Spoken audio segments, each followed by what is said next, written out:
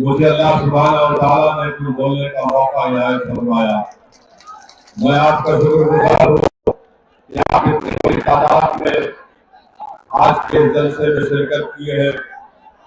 آپ جانتے ہیں کہ راجستھان میں مجلس اتحاد المسلمین نے اپنے سیاسی سفر کا آغاز کیا ہے، اور آپ یہ بھی جانتے ہیں کہ ہم نے اس بات کا اعلان کیا ہے کہ آنے والے راجستھان کے ودھان سبھا کے چناؤ میں مجلس اتحاد المسلمین اپنے امیدواروں کو الیکشن میں انتخابات میں لڑائے گی۔ میں آپ کو یہ بتانے آیا ہوں کہ میں آپ سے اپیل بھی کرنے آیا ہوں کہ آپ مجلس کا ساتھ دیجیے، آپ مجلس کو مضبوط کریے۔ میں میوات کی سرزمین پر بسنے والے ہمارے قیوم بزرگوں سے بھی اپیل کر رہا ہوں کہ آپ ہماری سرپرستی کریے۔ نوجوانوں سے اپیل کر رہا ہوں کہ آپ ہمارا ساتھ دیجیے تاکہ آپ اور ہم مل کر آپ کے خوابوں کو پورا کر سکیں گے۔ جو ناانصافی ہم سے ہو رہی ہے، ہم اس ناانصافی کا خاتمہ کریں گے۔ میں آپ کو بتانے آیا ہوں میرے عزیز دوستوں اور بزرگوں، بھارت کی راجنیتی کی حقیقت یہ ہے کہ جس سماج کے پاس اس کا نیتا ہوگا اسی کی آواز کو سنا جائے گا۔ جس سماج کے پاس اس کا نیتا ہوگا اس سے انصاف کیا جائے گا۔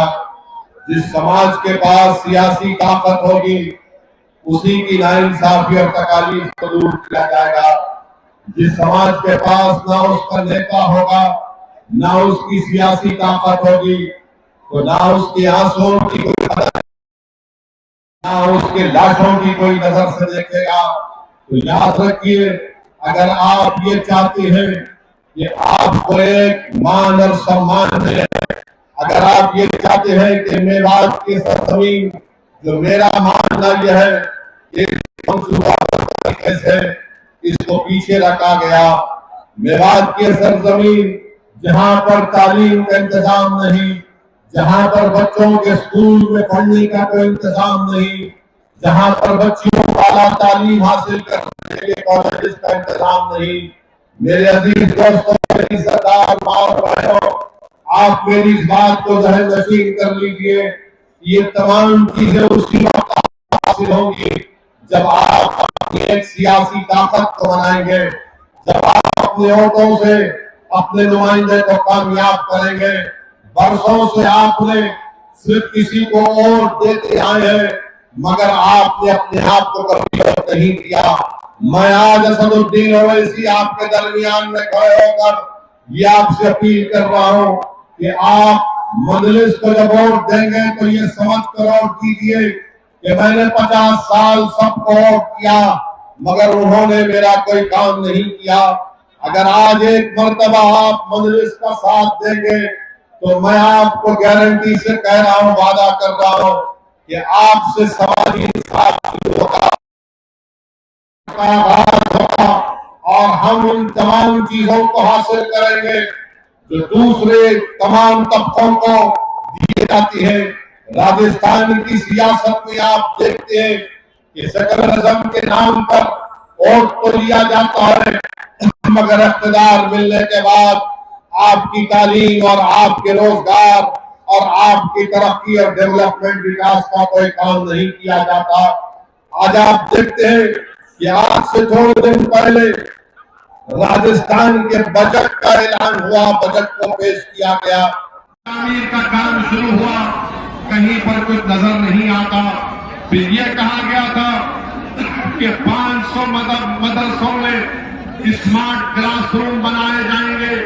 بتائیے کون سے مدرسے میں اشوک گہلوٹ کی سرکار نے 500 مدرسے بنائے؟ پچھلے سال کے بجٹ میں اشوک گہلوٹ کی سرکار نے اعلان کیا تھا کہ گنگا نگر میں، بھلوارہ میں، اجمیر میں 3 الپسنکھیک سماج کے بچیوں کا ہاسٹل بنایا جائے گا، اور پھر الپسنکھیک سماج اقلیتوں کے بچوں کے لیے ہاسٹل بنایا جائے گا ناگور میں، سوائی مادھوپور میں، پالی میں، भरतपुर में अलवर में 20 करोड़ की लागत से बनाया जाएगा। कहाँ गए ये सिर्फ ऐलानात कागज पर किए जाते हैं, मगर जमीन पर कोई काम नजर नहीं आता। मेरी सरदार मां और बहनों, यही लड़ाई हमारी है कि हम सिर्फ जज्बाती तकारीर करके नहीं चले जाते हैं, बल्कि हम हुकूमत से ये सवाल भी करते हैं कि आपने जो ऐलानात किए उसको आपने कहां तक पूरा किया। मेरी सरदार मां और बहनों, मेरे बुजुर्गों, यही बात मैं आपको बताने आया हूं कि आपको और हमको मिलकर राजस्थान की सियासत में एक नए दौर का आगाज करना है।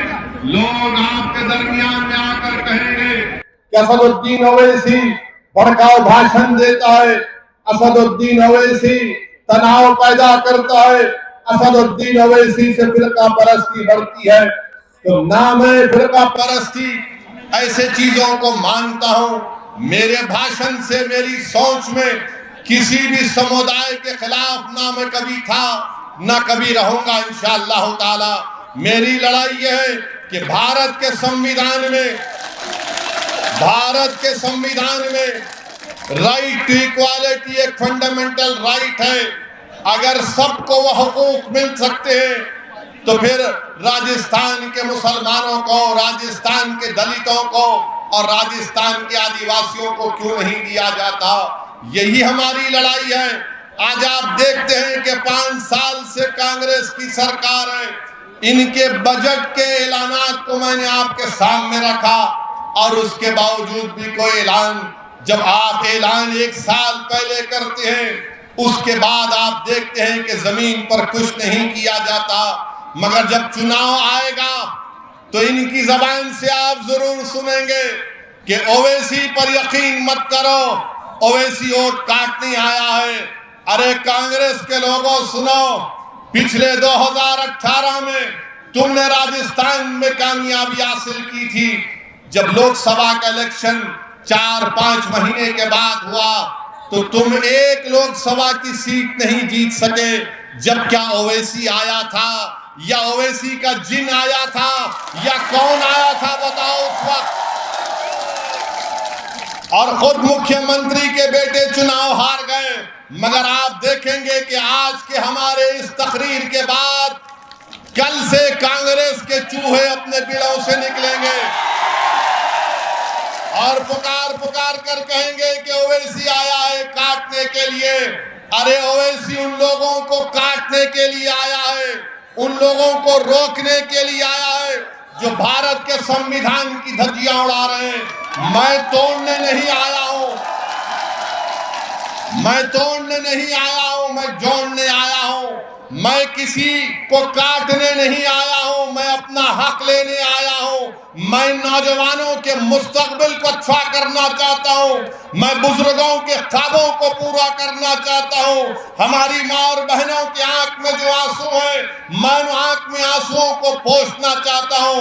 और ये उसी वक्त होगा जब आप हमारा साथ देंगे। सिर्फ थालियां मार के नारे लगाने से कामयाबी नहीं मिलेगी। आपको इन थालियों को, इन नारों को, इन जज्बात को और जो हजारों की तादाद में आज आप यहाँ पर जमा हुए, आपको इसको वोट में तब्दील करना पड़ेगा। क्या आप वोट में तब्दील करेंगे इसको? क्या आप वोट में तब्दील करेंगे इसको? क्या आप हमसे वादा कर रहे हैं कि मंदिर साहब की जमात है?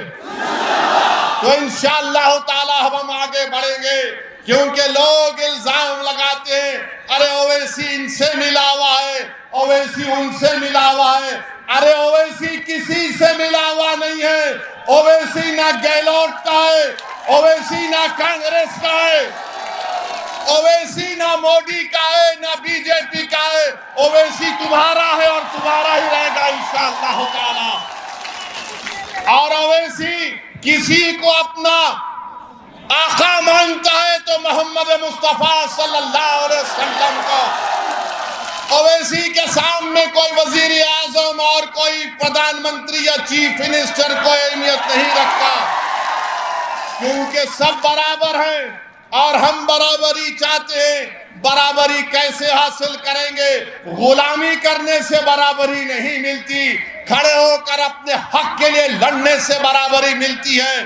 تو میرے عزیز دوستوں اور بزرگوں، آپ کو اب ایک سیاسی طاقت بننا ہے، آپ کو ایک سیاسی قوت بننا ہے۔ یہ بہت سے مسائل ہیں، بہت سے چیزیں ہیں جس کا ذکر میں کر سکتا ہوں، مگر میں صرف آپ سے اپیل کرنا چاہتا ہوں کہ سیاسی طاقت حاصل کریے۔ آج ہم دیکھتے ہیں کہ راجستھان میں یہیں سے چند گھاٹ میٹ میں کل جو حادثہ ہوا کہ جنید اور ناصر کی ہتیا کر دی گئی، قتل کر دیا گیا، ان کو جلا کر ان کی جلی ہوئی لاشوں کو ان کے گاؤں کو لایا گیا۔ میں پوچھنا چاہتا ہوں راجستھان کی سرکار سے، آپ نے کیا کیا جب آپ کے پرشاسن کو جا کر جنید اور نصیر کے ذمہ داروں نے کہا کہ ان بچوں کو یہی سرزمین سے کڈنیپ کر کے لے کر چلے گئے ہریانہ میں؟ تو پولیس کا کام کیا تھا کہ پولیس بھی حرکت میں آتی اور راجستھان کے بارڈر میں ان ظالموں کو روک دیتی۔ اور جنہوں نے جنید اور نصیر کو مارا، سنو ظالموں، تم ظلم کر کے جنید اور نصیر کو مار دیے، مگر اللہ تم کو، تمہاری نسلوں کو اللہ نیست و نابود کر کے رکھے گا انشاءاللہ تعالی۔ تم نے جنید اور نصیر کو جلایا نہیں، تم نے انسانیت کو جلایا ہے۔ تم نے جنید اور نصیر کا قتل نہیں کیا، تم نے انسانیت کا قتل کیا۔ میں تو اللہ سے دعا کرتا ہوں کہ پروردگار، جنہوں نے جنید اور نصیر کو مارا، اللہ تیری پھٹکار ان ظالموں پر نازل ہو جو مظلوم کمزوروں پر ظلم کرتے ہیں۔ ارے کون ایسا یہ ظالم لوگ ہیں کہ جو بچوں کو مارتے ہیں، پیٹتے ہیں، اور افسوس تو ہریانہ کی حکومت پر ہوتا ہے۔ ارے کیسا چیف منسٹر ہے ہریانہ کا، کون سا بی جے پی کا ایڈمنسٹریشن ہے کہ جب جنید اور نصیر کو ظالموں نے مار مار کر پولیس اسٹیشن کو لے کر آئے تو پولیس نے کہا کہ ہم جنید اور نصیر کو نہیں لے سکتے کیونکہ یہ مر جائیں گے۔ بعد میں معلوم ہوا کہ ان کی جلی ہوئی لاشیں ملتی ہیں، ان کی جلی ہوئی گاڑی ملتی ہے۔ آخر کیوں ہریانہ میں بی جے پی کی سرکار ان ظالموں کا ساتھ دے رہی ہے جو انسانوں کا قتل کر رہے ہیں؟ آخر کیوں بی جے پی کی ہریانہ کی سرکار ان ظالموں کو اجازت دیتی ہے کہ وہ بندوق لے کر پھریں، ہتھیار لے کر پھریں؟ اور اگر کوئی مسلمان اپنی شادی کی بارات میں تلوار لے کر ناچتا ہے تو 2 گھنٹے کے اندر پولیس پہنچ جاتی ہے اور پوچھتی ہے کہاں سے لایا تلوار۔ مگر یہ لوگ جو ہتھیار اور بندوق لے کر پھرتے ہیں، گاؤں رکشک کے نام پر گاؤں کی حفاظت نہیں کر رہے بلکہ گائے کے نام پر یہ انسانیت کا قتل کر رہے ہیں۔ ہم کو اس کی مذمت کرنی چاہیے۔ بہت ہو چکا۔ ہم آج بھارت کے پردھان منتری سے بھی اپیل کر رہے ہیں، ڈیمانڈ کر رہے ہیں کہ دیش کے پردھان منتری بس کریے، کب تک جھوٹ بولیں گے؟ سب کا ساتھ، سب کا وکاس، سب کا وشواس پریاس۔ ارے انسانوں کو پکڑ کر مار کر ان کو جلا دیا جا رہا ہے۔ بھارت کے پردھان منتری، آپ ان کو روکیں گے یا نہیں روکیں گے؟ اگر نہیں روکیں گے تو پھر رول آف لا ختم ہو جائے گا، سمویدھان کمزور پڑ جائے گا۔ بتاؤ یہ کون سا ایسا کام یہ جو ہو رہا ہے اس پر کون روک لگائے گا؟ بھارت کے پردھان منتری اس پر کچھ نہیں بولیں گے، بھارت کے پردھان منتری ان ظالموں کے اوپر کچھ نہیں بولیں گے، چائنا پر کچھ نہیں بولیں گے، اور وہ بڑا پونجی پتی ہے جو آج کل سرخیوں میں بنا ہوا ہے اس پر کچھ نہیں بولیں گے۔ ہم بی جے پی سے یہ پوچھنا چاہتے ہیں، کیا جنید اور نصیر کو جو مارا گیا، کیا بی جے پی کہ ہریانہ کی سرکار اس ظالم کو پکڑے گی جس نے واصف کا جب فیس بک لائیو کرتا ہے اور واصف کی موت ہو جاتی ہے، قاسم پر گولی چلاتا ہے، قاسم زخمی ہوتا ہے، یوٹیوب پر اس کو دکھایا جاتا ہے کہ بندوق سے گولیاں چلا رہا ہے قاسم پر۔ ارے گولیاں چلانے والوں، اتنے بہادر تم کیوں بنتے ہو؟ تم اس لیے تم بہادر بنتے ہو کیونکہ جانتے ہو کہ بی جے پی اور RSS تمہارے ساتھ ہے۔ یاد رکھو اقتدار ہمیشہ کسی کے پاس نہیں رہنے والا ہے۔ تم کب تک ظلم کرو گے؟ جب ظلم ختم ہوگا تم کو معلوم ہوگا کہ تمہارا کیا انجام قانون کے تحت ہونے والا ہے۔ میرے عزیز دوستوں اور بزرگوں، اسی لیے میں کہہ رہا ہوں کہ آپ کو ایک سیاسی طاقت بننا ہے۔ اگر آج جنید اور نصیر کو مارا گیا، کیا اس میوات کی سرزمین پر کیا آپ متفق نہیں ہیں کہ آپ کو ٹارگٹ بنایا جاتا ہے؟ آپ کے بچوں کو مارا جاتا ہے، بچوں کو اٹھایا جاتا ہے۔ ارے کوئی اگر بھینس لے کر آ رہا ہے تو اس کو روک کر مارا اور پیٹا جاتا ہے۔ آج دیش میں بی جے پی کی سرکار ہے، راجستھان میں گہلوٹ کی سرکار ہے۔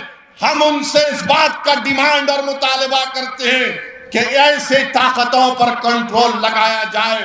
قانون کو استعمال کریے، ان تمام لوگوں کو جو غریبوں پر مظلوموں پر ظلم کر رہے ہیں پکڑیے، ان کی جگہ جیل میں ہے، جیل میں ڈال کر رکھیے ان ظالموں کو، ان کو سزا دلوائیے سنویدھان کے تحت۔ جب یہ جیل میں جا کر بیٹھیں گے تب ان کو معلوم ہوگا جنہوں نے جنید اور نصیر کو مارا یہ گوڈسے کی ناجائز اولاد ہے، یہ ناجائز اولاد ہے گوڈسے کی۔ جنہوں نے واصف کو کی اولاد نے مارا، جنہوں نے قاسم پر گولیاں چلائی، وہ گوڈسے کی ناجائز اولاد نے قاسم پر گولیاں چلائی۔ یہ وہی لوگ ہیں جو گولیوں سے ہم کو ڈرانا چاہتے ہیں۔ ارے یاد رکھو تمہاری گولیاں ختم ہو جائے گی مگر جس کی زبان سے اشہدو ان لا الہ الا اللہ و اشہدو ان محمد رسول اللہ نکلتا ہے وہ گولیوں سے نہیں ڈرتا، وہ رب کائنات سے ڈرتا ہے، وہ اللہ سے ڈرتا ہے، تمہاری طاقت سے نہیں ڈرتا۔ بلکہ میں یہ کہہ رہا ہوں کہ جنید اور نصیر زندہ ہیں اور زندہ رہیں گے، وہ شہید ہے اور شہید کبھی نہیں مرتا انشاءاللہ، مگر ان پر ظلم کرنے والوں کو روکنا پڑے گا۔ آج بھارت میں اگر کسی کے خون کی اہمیت نہیں ہے تو مسلمان کی خون کی اہمیت نہیں ہے، دلت کے خون کی اہمیت نہیں ہے، آدیواسیوں کے خون کی اہمیت نہیں ہے۔ میدک میں ایک مسلم بچے کو پولیس کسٹڈی میں مارا جاتا ہے، گردے فیل ہو جاتے ہیں۔ بتاؤ یہ کب تک ظلم تمہارا چلے گا؟ اقتدار کے نشے میں رہیں، کبھی جنید اور نصیر کو تو کبھی پیلو خان کو تو کبھی اخلاق کو تو کبھی رگور کو تو کبھی جنید کو تو کبھی نصیر کو۔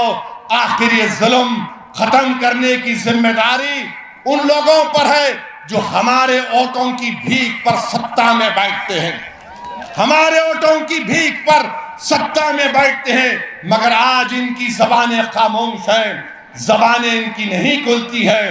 میرے عزیز دوستوں اور بزرگوں، میری آپ سے ایک ہی اپیل ہے کہ میری ان باتوں پر غور کریے، سیاسی طاقت بنیے۔ اللہ مجھے جب تک زندہ رکھے گا میں اور میرے تمام ساتھی اپنا کام کرتے رہیں گے۔ یہ آپ کے اوپر منحصر ہے، میں آپ پر چھوڑ رہا ہوں کہ آپ ہمارا ساتھ دیں گے یا نہیں دیں گے۔ جمہوریت ہے، جمہوریت ہے، آپ جس کو چاہے ووٹ دیں یا نہ دیں، مگر یاد رکھو اگر آپ اپنے ووٹ کی اہمیت چاہتے ہیں، اگر آپ اپنے بچوں کی تعلیم چاہتے ہیں، اگر آپ اپنی بچیوں کی تعلیم چاہتے ہیں، اگر آپ مان سمان چاہتے ہیں تو آپ کو حصے داری کی لڑائی میں لڑنا پڑے گا۔ اگر کوئی آ کر آپ سے پوچھے گا کہ کیا اویسی ووٹ کاٹنے آیا ہے تو اس کو پوچھنا کہ کاٹنے نہیں آیا، وہ جھونڈنے آیا ہے۔ آپ بتاؤ کہ بھارت کی پارلیمنٹ میں بی جے پی کے 3 MP جیت جاتے ہیں، بتاؤ کانگریس کے لوگوں کتنے سیٹ پر تمہارا اور بی جے پی کا مقابلہ ہوا؟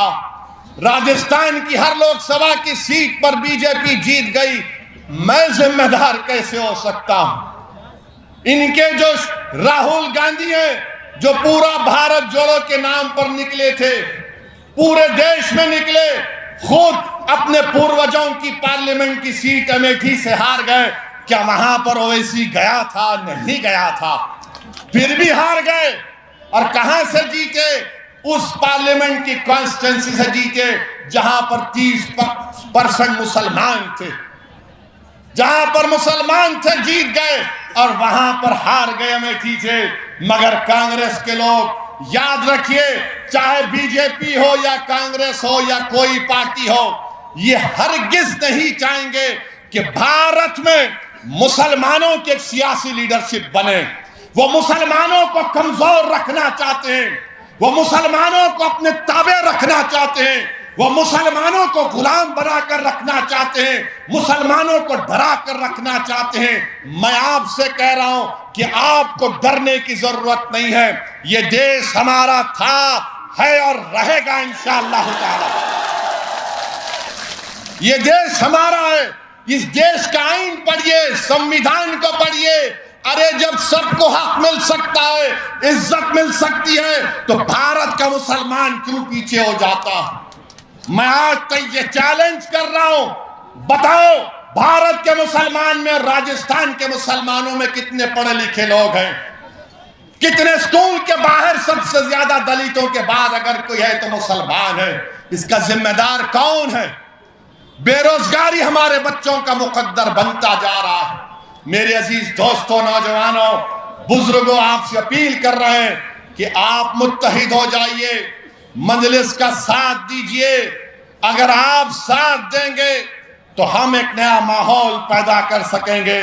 کانگریس میں تو ماشاءاللہ بہت لڑائی چل رہی ہے. کانگریس میں بہت لڑائی چل رہی ہے. کوئی کسی کو جادوگر بولتا، کوئی کسی کو موقع پرست بولتا ہے. کوئی کسی کو جادوگر بولتا تو پلٹا کر کوئی کہتا ہے کہ نہیں تو غدار ہے. اب آپ کو فیصلہ کرنا ہے. آپ کانگریس کو بچانے مت جائیے. آپ بی جے پی کے ڈر سے کسی کو ووٹ مت دیجئے، بلکہ بے خوف ہو کر آپ اپنے ووٹ کا استعمال کریے. میں آپ کو ایک خواب دے رہا ہوں، اس خواب کو پورا کرنا آپ کا ہمارا کام ہے. یہ وقت ہم کو اپنے خوابوں کو پورا کرنے کا ہے. اور شب معراج آپ جانتے ہیں، آخر میں کہہ رہا ہوں کہ نماز کی پابندی، میں آپ سے کہہ رہا ہوں کہ نماز کی پابندی کریے. 50 نمازوں سے 5 نمازوں پر فرض کر دیے گئے. نوجوانوں، اپنے اللہ سے رشتے کو مضبوط کرو، اپنی مسجدوں کو آباد رکھو. نوجوانوں، اپنے مسجدوں کو آباد رکھو. نوجوانوں، مسجدوں کو آباد رکھو. اللہ کی رسی کو مضبوطی سے تھام لو. اللہ کی رسی کو مضبوطی سے تھام لو. اپنے دلوں میں صرف اللہ کی محبت، اس کا خوف پیدا کرو. اپنے دلوں میں رسول اللہ صلی اللہ علیہ وسلم کی محبت کو پیدا کرو.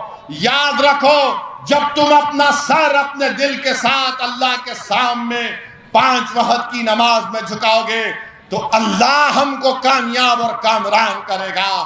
نمازوں کی پابندی کرو، مسجدوں کو آباد رکھو، اپنے معاشرے میں برائیوں کا خاتمہ کرو.